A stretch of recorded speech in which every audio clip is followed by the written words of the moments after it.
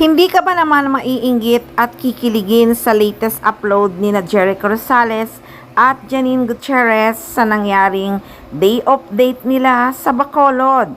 Pagkatapos ng taping nila ng seryeng inaabangan na ngayon ng mga fans at madlang people na The Loyalty Games. Grabing saya ng Ekonin talaga.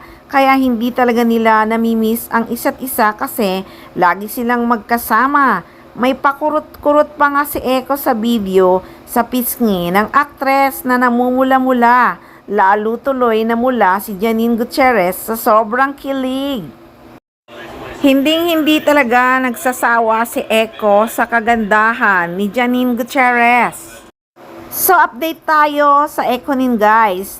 Tapos na sila sa Iloilo at Bacolod. Ngayon naman ay nasa Quezon nga sina Jericho Rosales at Janine Gutierrez para sa lock-in taping ng seryeng The Loyalty Game.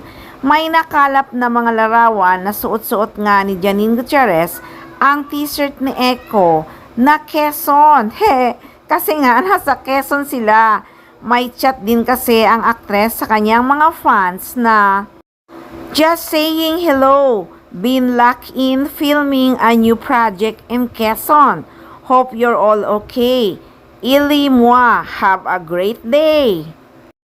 Yes, sa ngayon nga ay nasa Quezon sina Jericho Rosales at Janine Gutierrez. Kaya wait na lang natin ang mga susunod na mga kaganapan nila at update sa kanilang taping sa Quezon. Sa totoo lang, magandang lugar din talaga ang Quezon. Marami ding turista ang pumupunta dyan. Kaya siguradong mag-i-enjoy din doon ang Ekonin. Sobrang busy talaga sina Jericho Rosales at Janine Gutierrez sa pagtitaping ng seryeng The Loyalty Game. Dahil sa July na nga ito ipalalabas sa Prime Video. Pero kahit anong busy, enjoy talaga sila dahil magkasama nga silang nagtatrabaho. At sure yan, nagpapakilig din sila sa mga staff.